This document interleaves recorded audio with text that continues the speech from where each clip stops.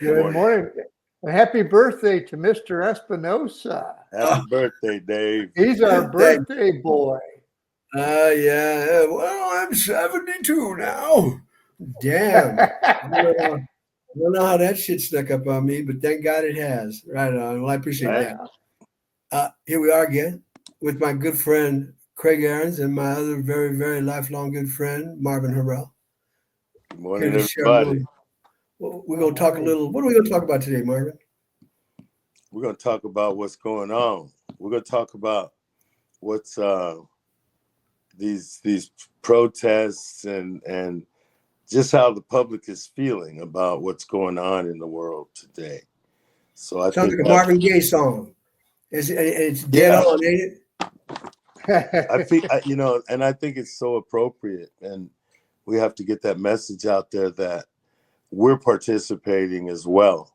So I think that's important to let people know that we're not just here on the side, talking about what we think we know.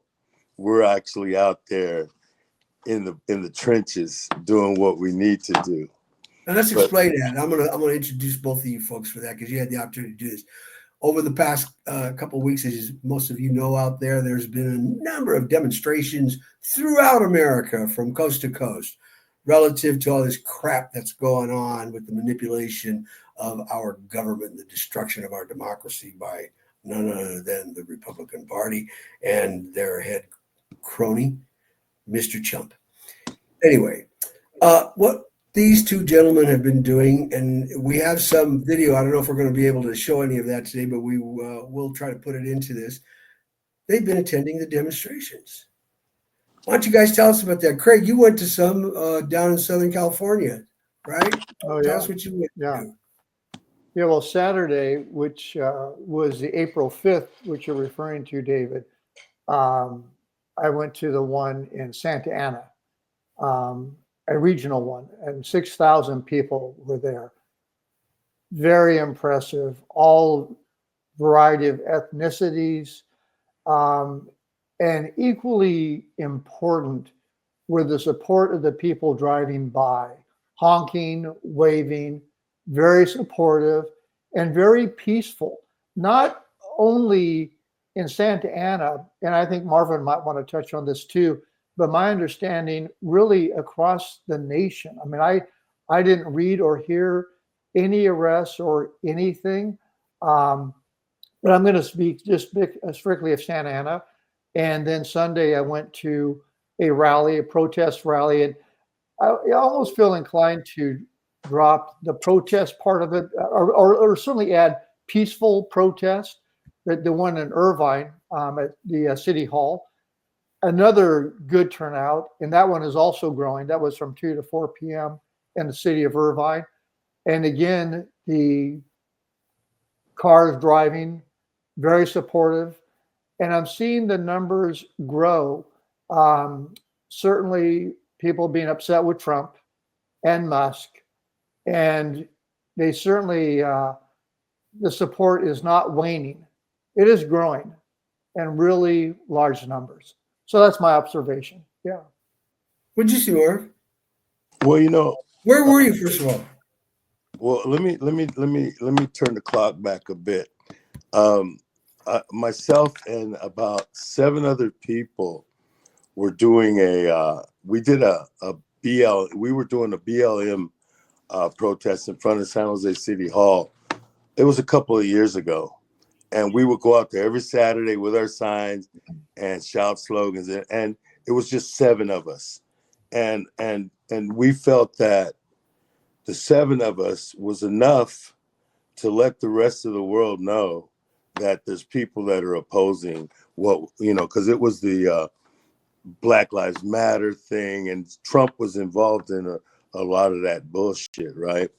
So we were out there every day, every Saturday for about at least a year. It was me, Dwight Stallings, and some other people. And I say that as a lead into the fact that recently people have decided that as a collective, we can make a difference. So folks are getting together all over the place. On the 28th of February, when the day my brother died, I was up at Tesla protesting. We went to Tesla, a bunch of people, about maybe 1,000, marched up to Tesla off of El Camino. And then this past weekend, it was this past weekend, right? The day that they had all those protests. The 5th. I went to the one in San Jose. I was stoked. I was so stoked. Yes, peaceful protests. The signs are amazing. The people are amazing. It was just an amazing time. And I was actually, doing like the cheerleader thing, man. The crowd was going one way, little big crowd, little me, and I was going the other way, yelling "Dump Trump," through the crowd, right down the middle. I was getting people stoked too. The energy there was really good. It was a good energy. It was a good vibe. Everybody was very peaceful. And the interesting thing, the only police you saw were the patrol officers that normally patrol downtown in their vehicles. There were no horses, there were no motorcycles, there were no scooters, there were nothing. There were no cops. And that was a big tell. That was a big tell. But it was also a good thing. Let's talk about for just a minute what you just said. Okay, that's very interesting. Why do you think there were no policemen present? Because there were very few. Well, because it was mostly, I'd say, a large percent of baby boomers, older folks, and it was, 99.999% white. So they police, the way they police people of color and white people is totally freaking different. Absolutely right. Yeah. And, when you think about all of the different protests that have gone on in this country and they turn into riots, it's the cops that started. Think of Selma. Think of all of the peaceful protests that MLK tried to come and do. They're shooting water hoses on people. They're freaking sicking dogs on people.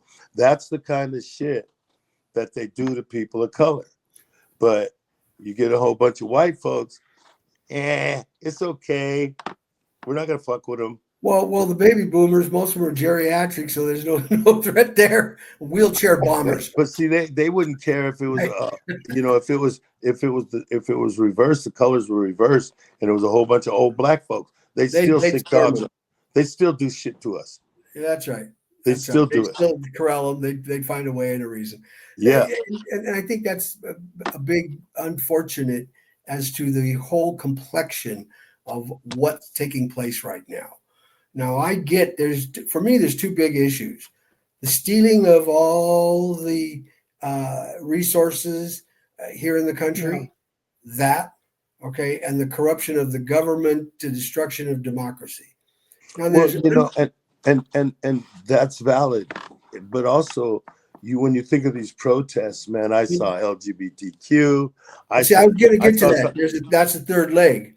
Third leg is all the minority people. I mean, the point I'm trying to make is everybody was out there protesting their own cause. So I saw one said, investigate PG&E rate hikes. I saw all kinds of signs. So I think what it is people are just airing their fucking grievances and they're tired of getting fucked over by the government. So they're just out there.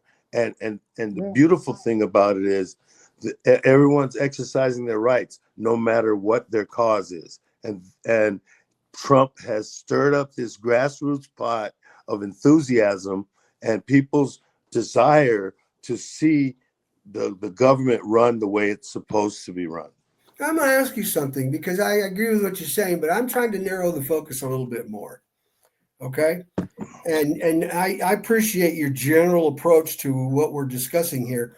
But I thought the discussion was wait a minute. about Let me say what I'm saying.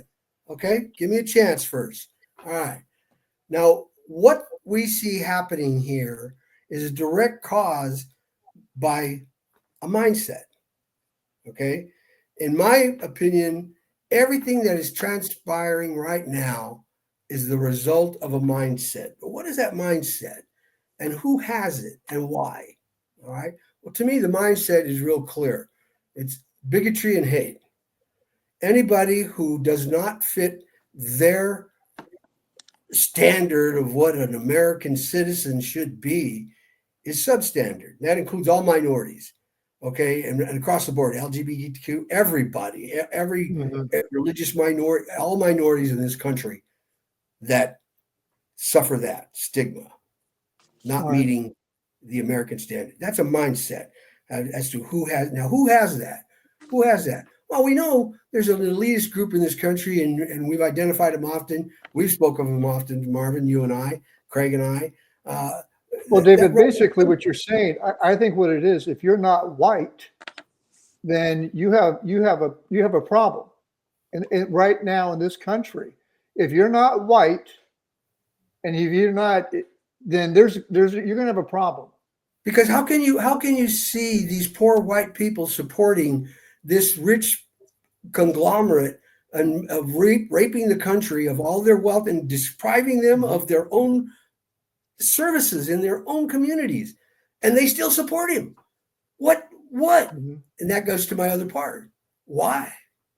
Because if Why? I may, like what That Marvin hate. is saying, I saw the same thing in Santa Ana, a cornucopia of different signs, people protesting different things. But I saw a nice mix of ethnicity, and quite uh, amount of Hispanic folks there. And some of the speakers were saying they were glad to see Hispanic folks there because of some recent ICE raids. And they were saying that they were really glad to see the folks there coming out in support of the day. Well, And I would, that's and I, another issue that drives me yeah, nuts.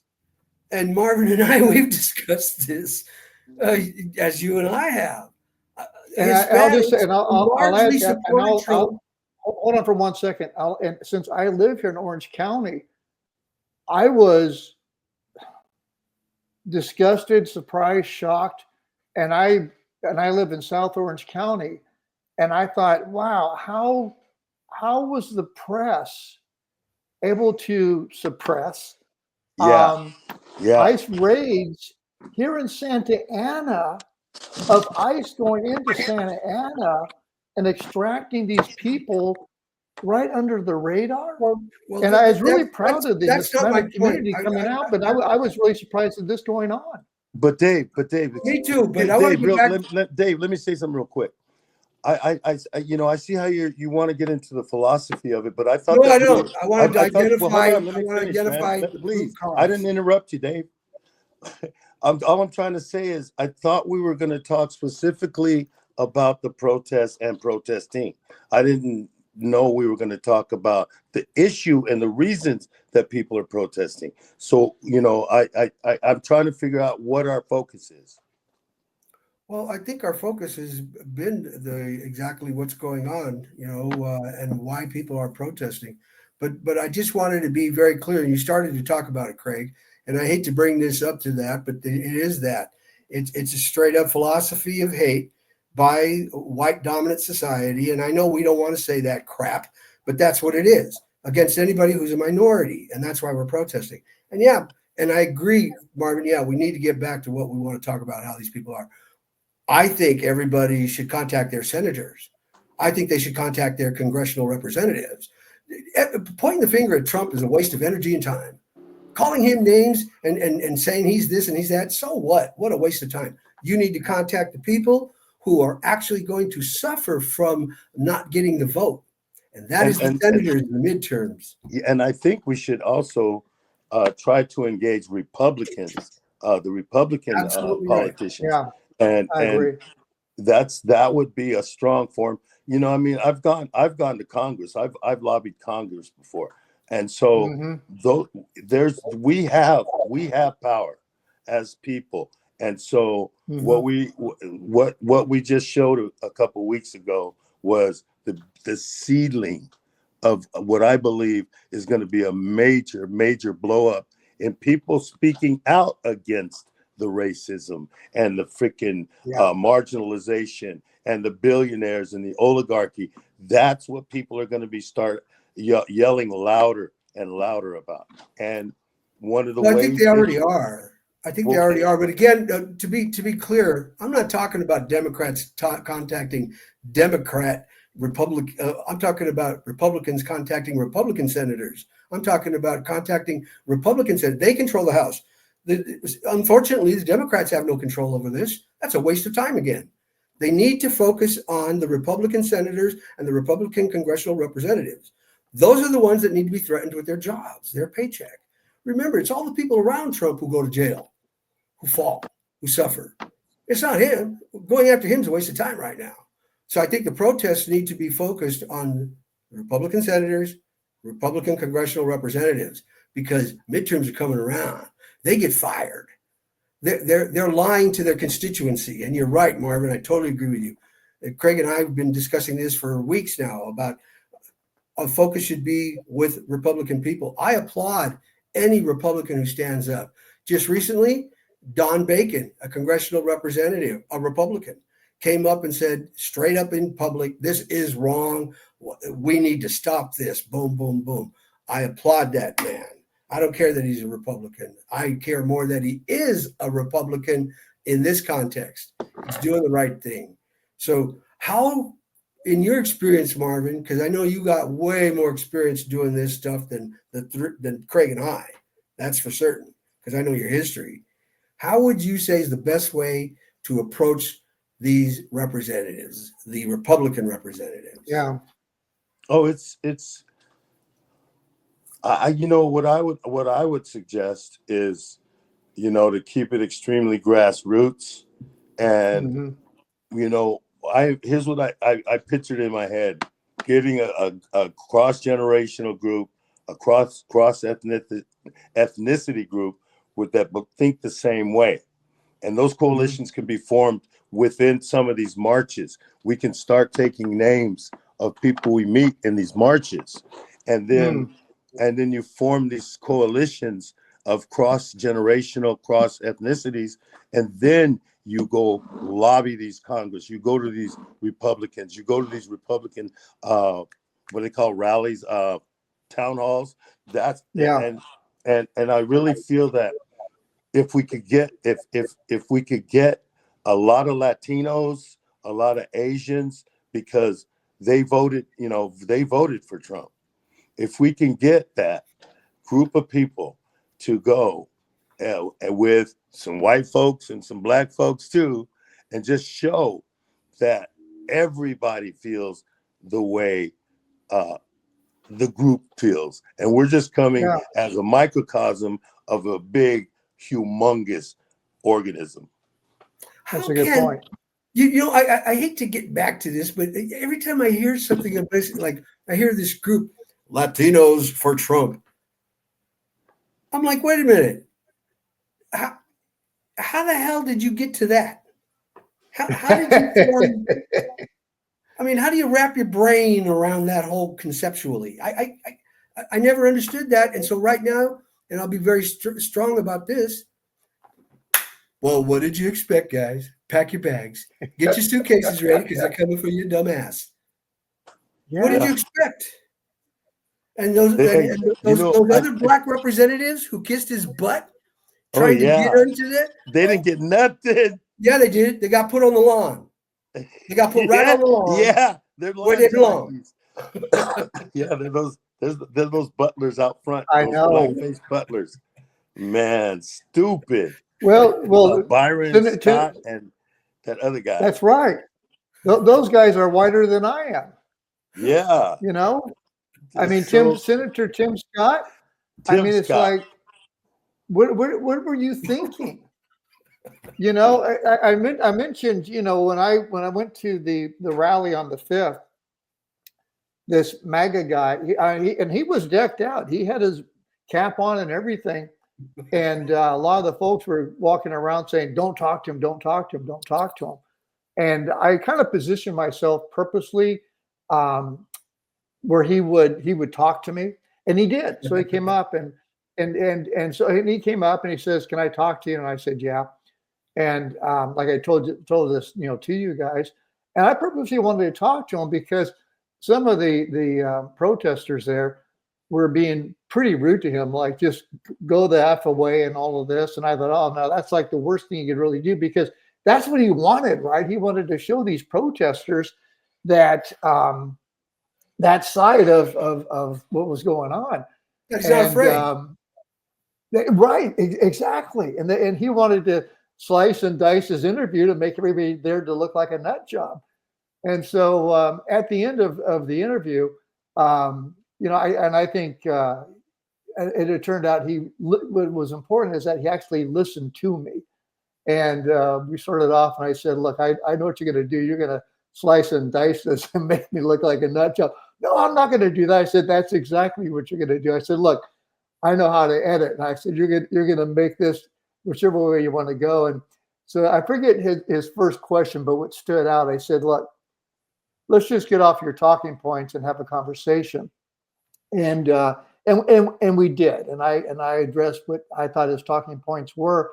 And the important part in the takeaways here, that he listened to me. And once I got his attention and I went through all of the areas that the three of us discussed, let's say here on our podcast and such, that if he legitimately, and didn't take my words out of context necessarily, I hope that the point for his viewers, they would walk away learning something, David, like to your point, and saying, and same to yourself, Marvin, and saying, well, those are good points, and realize that, yeah, they kind of got duped along the way. And it all begins by having a conversation. And I felt, who better but a guy wearing a red cap, and said, instead of arguing with him, which is going to go nowhere, I'd be better off talking to a drunk in a bar. But I thought this is an opportunity for somebody just to listen to me. And I thought it came off really well, because he listened to me. And when he started with his talking points, I said, no. We're not going to have talking points. Let me ask you a quick question about that conversation with this guy. Did any of his points, if he made any at all, did they make sense? That's one. The second part of that is, what were they? Tough question. Well, he wanted to. One area was on the tariffs, and from the standpoint of them hurting a little bit. And I said, yeah. And so that was right in my wheelhouse, years as a mortgage banker, and just saying, okay, let's talk about the tariffs and the definition of hurting a little bit, and for a while. And I said, okay. Well, I asked him, I said, what is your definition of hurting a little bit? And he couldn't answer. I said, reminds me when I had a double hernia, and my surgeon said it's going to be a little uncomfortable. I couldn't get off the couch for a week. That was really painful. So I discussed with him, this hurting a little bit. So we got over that. And so I just schooled him. I said, a tariff is a tax. And so, but he didn't interrupt me. And afterwards, he had a better and a clear understanding of tariffs. And I said, no more talking points. I said, if you have a legitimate question, that's fine, but no more talking points. I said, let's have a conversation. Well, yeah, man, it was go ahead, Marvin. I'm sorry. One of the things they try to get you to do is violate their rights. They try to get you to say, tell them to stop them from doing what they're doing altogether, because they love airing that kind of shit.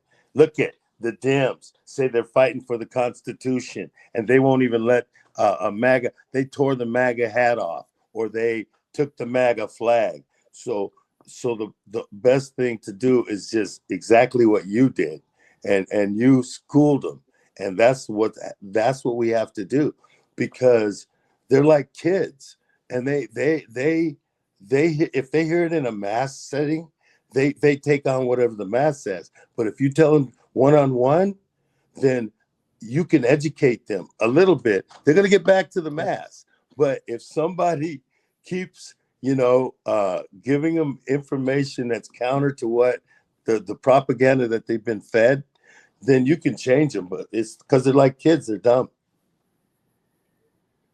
That's, they have. Go ahead, David. Go ahead. No, go ahead. I was going to say, well, it's kind of like, I realize that their data comes from right-wing Fox, and again, I'm an independent, so essentially, I don't have a dog in this race. So I certainly, I'll be like a Bernie Sanders. I swing left because for a bunch of obvious reasons. And I was just waiting for him to say, go ahead, David. I keep hearing all this, and I agree with it all. But to me, that's like looking at the outside of a theater and saying, wow, stuff goes on in there, and not really having an idea of what's going on in there. That's a theater. They do plays, but you never go in there and see one. But they do plays in there. Something's going on in there. No, I told you. Wait, let me finish what I'm saying. I've lobbied Congress. No, I know you have. I'm not talking about that. I'm talking about a statement that Craig just made. Okay, about what he's to me, what this isn't about politics. This is so fundamental to me. This is about prejudice, hate, and bigotry. Oh, you're absolutely correct. This. Oh, yeah. I keep coming back to this. No, you know what? I was actually gonna mention what I was gonna say. Hey, Dave, you were right, because when Craig was talking, I thought the same thing. I'm like, their main motivator is hate. So no matter how much we educate them about the tariffs and about all the other shit, they still hate. Fox News. They still hate. It's not Fox News. It's their parents. It's their grandparents. It's their entire environment. It's their entire environment. It's their culture. It's how they think. It's their perspective on life and their position within it. You see, you can't correct that politically. That has to be done in a conscious effort of looking at humanity. And well, you know what, though, David? I think that right now there's I think there's some of them are starting to wise up, because all of the shit he's doing is affecting their lives. So they're having to put this hate away. They're seeing that they're losing just as much as the black folks, as much as the Latinos, and the fact that the Latinos are getting pushed out, they see that they're going to have to do some fucked up shit in the future. So you know what I mean? So they're starting to wise up a little bit, and I think that's the part you have to amplify when you talk to them. You have to talk to them about how their rights are being eroded just like everybody else's. But they won't have to worry about one thing, because the Latinos are just kind of like doing it to themselves. They just said, okay, all right. I mean, I'm still beyond this. I'm a Chicano, man. I was born and raised here. I'm from Denver, the slums and projects of Denver, then East San Jose, where we grew up, Marvin, where I met Marvin. And so I see this as it's a struggle, period. I know what the struggle is. I've been there. I understand prejudice and bigotry. I've suffered that discrimination. But I'm not an idiot. I know when they like me and when they don't. When they're just bullshitting me and when they're not. But you got to remember one thing, Dave. There's what 30% of Mexicans are racist. So Very true. If they hear or they feel they're gonna hurt black people, they're all for it.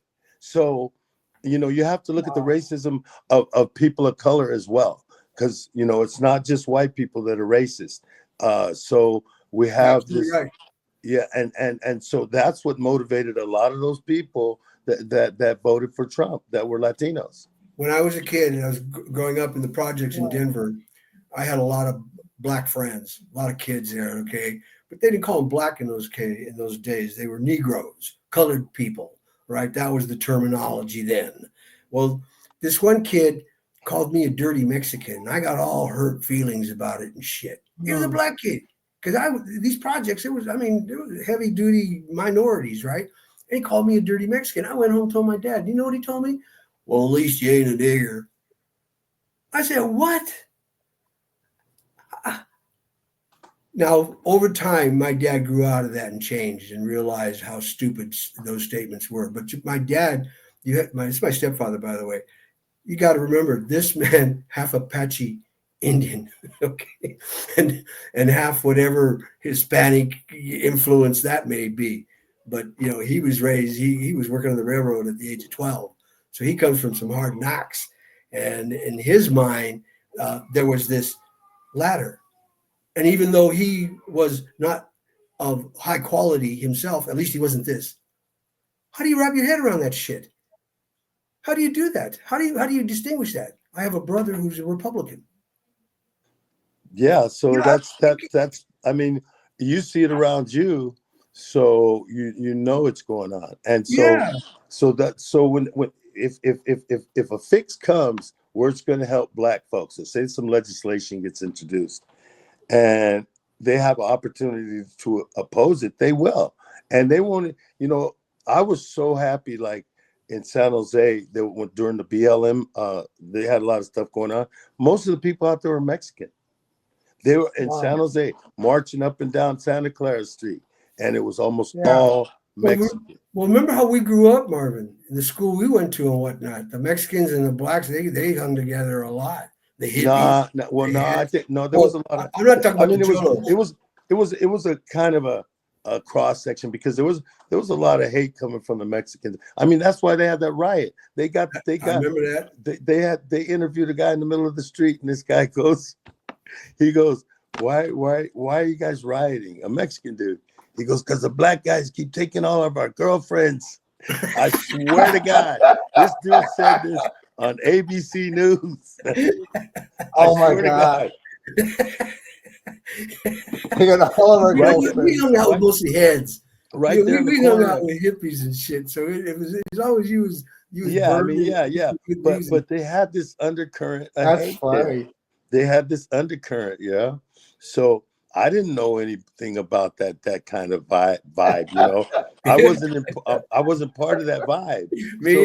There were probably black folks at Overfelt that hated Mexicans, and Mexicans that hated black folks, and one day they got in the same area, and boom. Well, here's what's strange. Then there was you and I. Yeah, we were like us. I didn't know nothing about it. Me neither. What did you do? Were you there? Projects in Denver. Hey, you used to miss school a lot. Were you there the day of the riot? What did you do? We split to Santa Cruz as soon as that shit started. The fight took off. Fight ended. Everybody split. We went to Santa Cruz. You know what I did? I went around running around, and when I saw a group of dudes fighting, I would pick up a garbage can and boom, throw it in the middle and bust them up. So I did that like 3 times, man, because there was a lot of fights going on in the quad area, right? Yeah. But I helped stop it, because people would stop fighting when I fucking hit them with the trash can.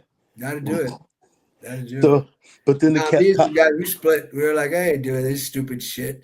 I wasn't into that stupid shit, man. The cholos. I wasn't hanging out with cholos. I didn't hit nobody. I didn't get throw dukes or nothing. But back to the original thing is it started with racism amongst people of color, and I think that's a wound that needs to be worked on during the process of these protests.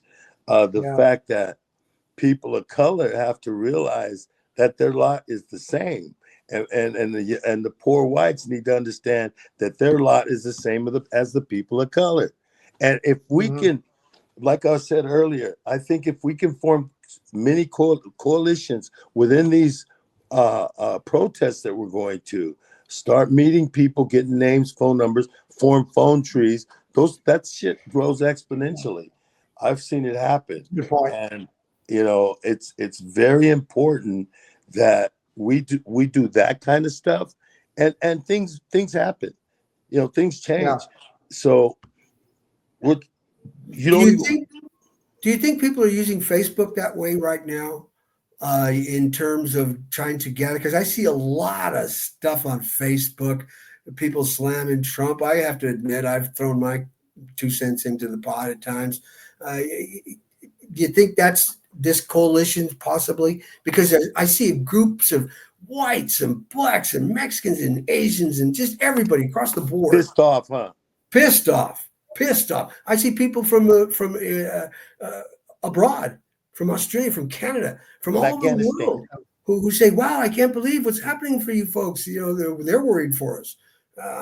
Wow. I don't know, but I'll tell you what. I really want to have a Republican come on and talk to us, not so that we could talk about you or put you down, but come and give us a solid reason why you think this is valid, what he's doing, what this Trump administration is doing. For me, the only thing I see is one thing: manipulation of the market to increase the wealth of him and his buddies. Well, That's what I see happening with this. The other part is the destruction of our democracy and our government, so that he can continue his reign of power and try to become the dictator that he thinks he should be. That's so what the only Republican amongst the three of us is your brother. So you bring on your brother. Well, he's not between the three of us, and that make four. But you got it. No, three.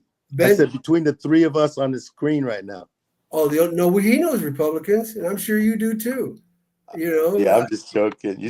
I'm just my joking. brother is, yeah. But see, I don't. The Republicans I know, they're not even worth talking to on this level. No, I mean, and I'm not. I mean that they're not politically inclined, and they're also talking point Republicans. You have to be able to talk to somebody who feels that they have facts rather than talking points, and all the ones I know are talking point Republicans. It would take a very unique individual to hang with us, take on the three of us, and have really, like what Marvin is saying, and not just go talking points. Yeah, well, we get a good conversation. Republicans, come on. What's that? Come on, balls to the wall. Republicans, come on. But yeah, if we could have somebody that could have a good conversation, that'd be interesting. Yeah, I wish there was somebody out there with at least enough, ganas to say, "Hey, man, yeah, this is what I believe and this is why." Okay, come on, let's talk about that. We're without going talking points. This is on video, so there's not going to be any fighting or anything. Nobody can throw anything at you. I mean, there's nothing of that. Well, I think it might be a good idea too, is to get someone from one of the protests we go to. And I totally agree. And okay, so because the vibe to me was the vibe I got from the people that were there and a few people I talked to, they were educated people, right? You could tell that they even I hate to stereotype people, but you can look around, you can see your engineer, you can see your professor, they all seem very professional, people. For the most part, it wasn't as as blue collar as it's gonna be. I didn't see a lot of people that seem blue collar. I just saw a lot of people, retired people like myself, and so I think as momentum grows, we'll start seeing those blue collar people, and that's as they lose their jobs, they'll have nothing else to do. And those students, those students that are in school now. And those people like my nephew. Yeah. If I may, to your point, I'm glad you said that. I didn't even think about this. I had a couple of interesting experiences. On the 5th, Saturday in Santa Ana, these two women came up to me, and they were deadpan, and they said, "We know who you are," and it just tripped me out. Yeah, just right. And they were in my age category, and I said, "What do you mean?" And then once I laughed, and she goes, "We enjoy your videos on TikTok." And I said, "Don't do that." I said, "You know how creepy that is?" And the one said, "Yes, we do. And that's why we did that." And they said, "We follow you on TikTok. We follow you on TikTok and we enjoy your videos." I said, "Oh," I said, "I really appreciate that." So we talked a little bit. And they were in the Santa Ana rally. And then Sunday in Irvine, one of the organizers, he came up to me and he goes, "You're Craig." And I froze. There we go. And I said, "Yeah." And he goes, "Thank you for posting," because he saw my videos I put on YouTube from Saturday. And he goes, "Thank you for posting all your videos from Saturday." And I said, "Thank you." And he recognized me. And I said, "Hey, that's really cool." And I didn't know who he was. But I guess maybe he's following me on YouTube. He had an American flag and walking around. And I saw him, but he was very active on Sunday. And so, you never know who really sees your content or your videos. And it made me feel good that two women who at first kind of tripped me out, Saturday, were seeing my content. And one of the organizers who's been putting on the protest rallies Sunday, which I've been going to now since the 1st of March, came over to me because he recognized me being there again on Sunday. So like to what you're saying, Marvin, getting out and attending these, just being there, being present is really important. And again, shooting content, doing videos and putting them out there is important. And so is, to what Dave said, I believe Facebook is a good medium for getting people together. However, I don't believe it's a good place to meet. I don't think it's a good place to discuss strategies and things of that nature. Yeah. I believe There's that's bugs on the wall. Yeah, I believe that stuff needs to be discussed really face to face, and that's where forming grassroots coalitions comes in. You have your meetings at parks. You have your meetings in places where, they can't record you. You do it with your phones off, and it's not that we talking about violence, but it's better not to let the enemy know anything about what you're planning, right? So I really believe that the first step that people need to do, especially us, like me, Craig, going to these protests, is to start getting names, start meeting people like you, those two ladies and that guy. There's your beginning of a coalition, and that type of situation can just grow. You'll also grow your audience on TikTok.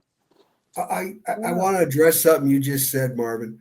You used the word enemy as addressing the opposition, the other people, the Republicans, etc. I don't see them as enemies. I see them as confused people. I see them as see them how you will. See them how you want. Yeah. But the only reason I say that as the enemy. No. The only reason I say that is because that creates, in my mind, more animosity, more separation. I don't see them as enemies. I see them as misunderstood people. Okay, let's say the opposition. That works for me. Yeah, right. There you go. Because they are the opposition. That's a word. But I'll use enemy too, though. I go back and forth. Well, I think words are everything. I come from a profession of words, and my background's about words. And everything is words. I don't. I got you. So you can't make me speak. You can't make me speak the way you do. I'm not going to. You still understand the point I'm trying to get across. I do, but you notice something? I don't mince words.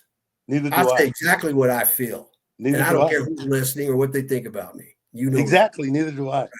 So, but again, I also feel very strongly that I don't want enemies. I want friends.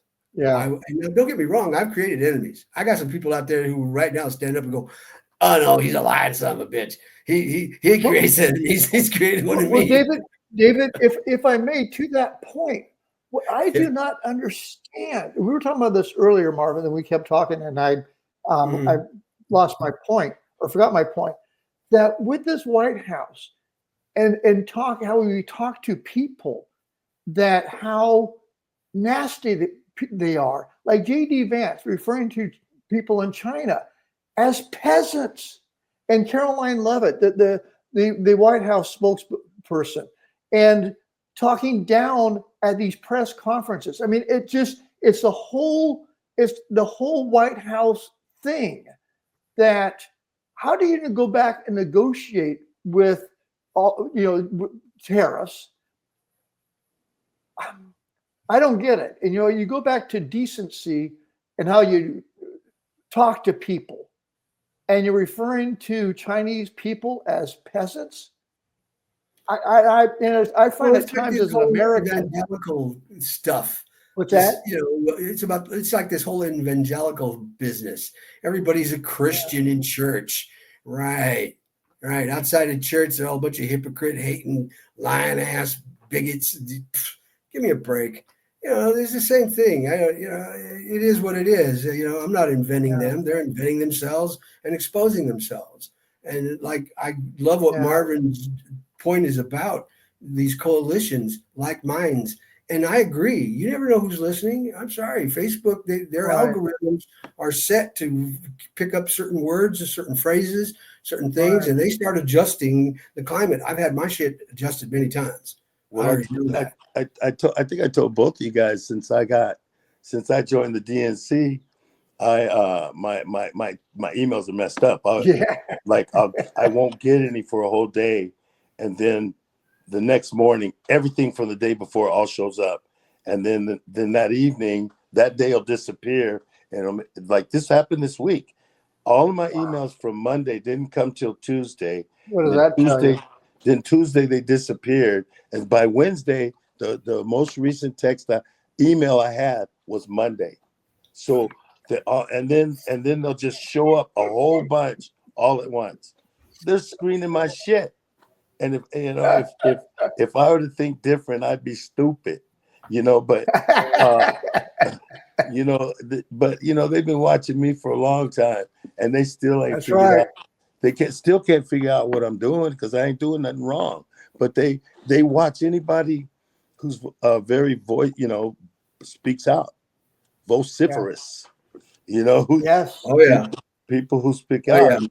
I've been speaking out for decades. So me too. I've had an FBI. I have an FBI file. I got all that shit. So I had them come to my door.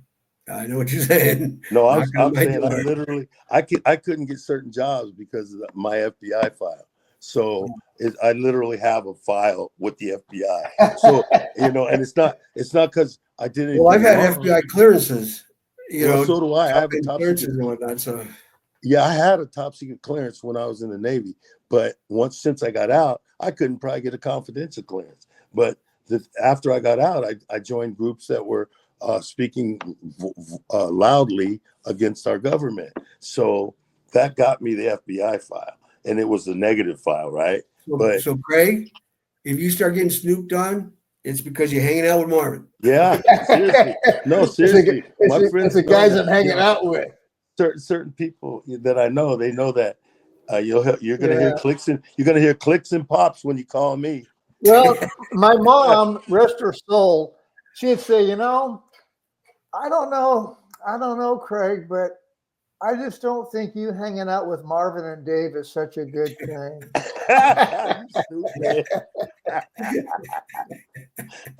That's a good one. Probably too. Yeah. Hey, unfortunately, we're getting around to the end of our time here. It goes by quick when you're having fun. I can't tell you how much I enjoyed talking with you two guys. Thank you very much. I appreciate that. And everybody out there who's listening, this is Porch Talk. We just try to get together and talk about what we feel. If you like it, great. If you don't, great. If you got something to say, great. If you don't, great. In other words, it's all great. So good. we appreciate you. It's three guys with three opinions but a lot of information.